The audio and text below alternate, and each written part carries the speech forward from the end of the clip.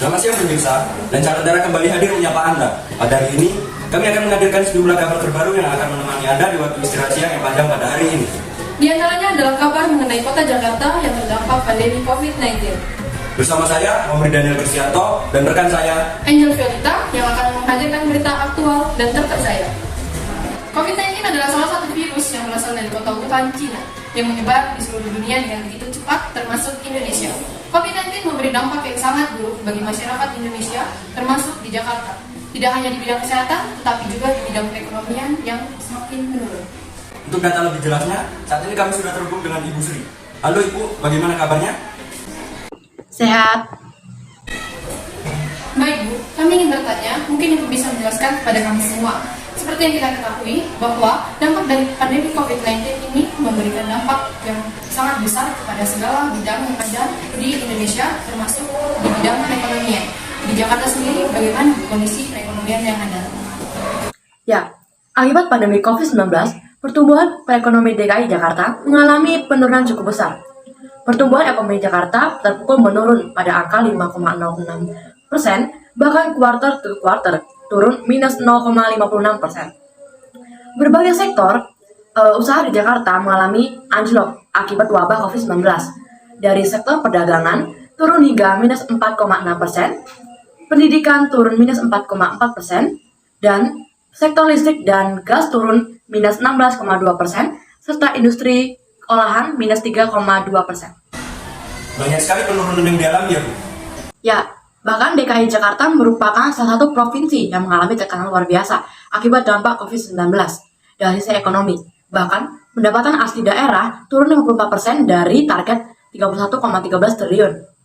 Tingkat defisit APBD DKI Jakarta tahun 2020 juga naik menjadi 11,7 triliun atau sebesar 0,4% dari produk domestik regional bruto di Jakarta. Kemudian APBD DKI Jakarta tahun 2021 juga diproyeksikan mengalami pertumbuhan defisit 8,4 triliun atau sebesar 0,3% dari PDRB.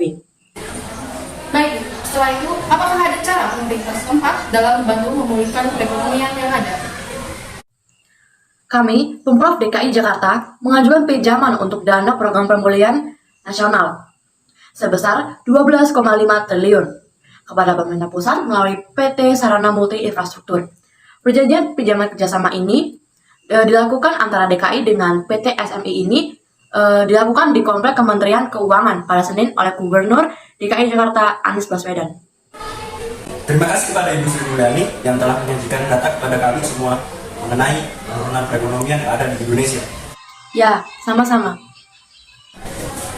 Sebelumnya kami pun telah terhubung dengan perwakilan Bank Indonesia DKI Jakarta untuk membahas perbaikan dan kenaikan perekonomian di Jakarta. Kepada Bapak Perwakilan, waktu dan tempat dipersilakan. Ya, baik Bu. Jadi perbaikan ekonomi Jakarta masih berlanjut pada triwulan 1 2021. Pertumbuhan ekonomi DKI Jakarta pada triwulan 1 2021 mencapai minus 1,65%. Membaik dibandingkan dengan triwulan sebelumnya, mencapai min 2,14%. Program vaksinasi yang mulai dijalankan pada triwulan 1 2021 telah membangkitkan optimisme masyarakat sehingga mendukung berjalannya perbaikan ekonomi di Jakarta. Perbaikan pertumbuhan ekonomi masih terus berlanjut secara gradual, sehingga pada akhir tahun 2021 ekonomi Jakarta diperkirakan sudah mampu mencatat pertumbuhan yang positif. Lalu, apa yang menjadi sumber perekonomian di Jakarta sehingga dapat mengalami perbaikan, Pak? Ya, pada saat itu diperkirakan berasal dari perbaikan investasi, ekspor, dan konsumsi rumah tangga. Sementara itu, dari sisi lapangan usaha, pertumbuhan ekonomi Jakarta akan ditopang oleh industri, pengolahan, dan konstruksi, perdagangan besar dan eceran, dan juga reparasi kendaraan bermotor yang diperkirakan akan mampu memperbaiki kinerjanya pada tahun 2021 dan triwulan 1 2022 diperkirakan akan sedikit lebih tinggi dibandingkan triwulan 4 2021 seiring dengan optimisme masyarakat yang masih tinggi di tengah lonjakan COVID-19 yang lebih terkendali. Bagaimana kondisi perekonomian di tahun 2022? Apakah masih dalam perbaikan atau ada kenaikan? Pada triwulan 2 2022, perekonomian DKI Jakarta diproyeksikan masih akan terus melanjutkan pemulihan sejalan dengan perkiraan membaiknya pertumbuhan ekonomi global dan domestik serta meningkatnya harga komoditas dan volume perdagangan dunia. Perbaikan ekonomi Jakarta pada triwulan 2 2022 juga didorong oleh beberapa faktor yang relatif terkendalinya kasus COVID-19 sehingga diperkirakan akan berdampak pada pelonggaran level PPKM, akselerasi program vaksinasi ketiga di DKI. Berdasarkan perkembangan tersebut, perekonomian Jakarta pada tahun 2022 diperkirakan tumbuh lebih tinggi, yaitu kisaran pada kisaran 5,3 sampai 6,1 YoY dibandingkan tahun 2021. Ternyata sedikit demi sedikit mengalami pemulihan peningkatan ya Pak ya. Baik, terima kasih atas waktu dan informasi yang dapat Bapak bagikan dengan kami. Sampai jumpa Pak.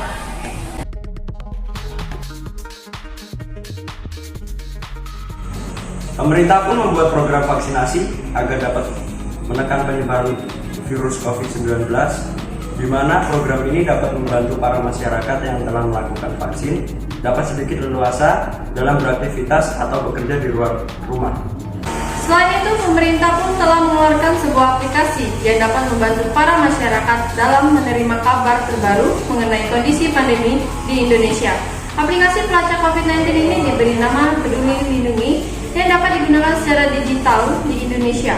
Aplikasi ini dikembangkan oleh Kementerian Komunikasi dan Informatika bekerjasama dengan Komite Penanganan COVID-19 dan Pemulihan Ekonomi Nasional, Kementerian Kesehatan, dan Kementerian BUMN. Tersebut pun telah menutup pertemuan kita pada hari ini. Saya Angel Violita. Saya Omri Daniel Kristianto, pamit undur diri.